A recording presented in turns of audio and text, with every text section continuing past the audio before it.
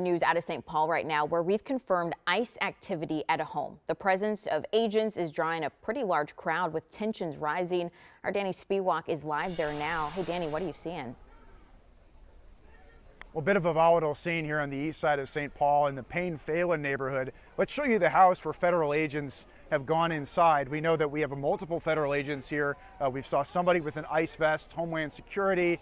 We also saw U.S. Marshals, and doing crowd control is St. Paul Police. So you can see that there is a large group of protesters that are shouting at both the local and federal law enforcement officials that are here on scene. We do not know the purpose of this law enforcement activity. We know that it's centralized at a home, but we do not know who's leading it, what the purpose of it or nature of it is.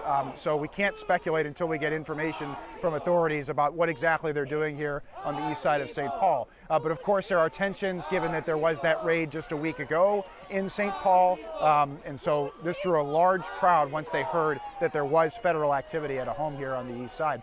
So listen to what one of the witnesses says. We know that at least two, multiple people were taken into custody by both federal and local law enforcement during the protests. That was why they were taken into custody, that our photojournalist David Peterlin saw that with his own eyes. And we know that use of pepper spray was also seen here on the scene. So listen to what one of the witnesses said.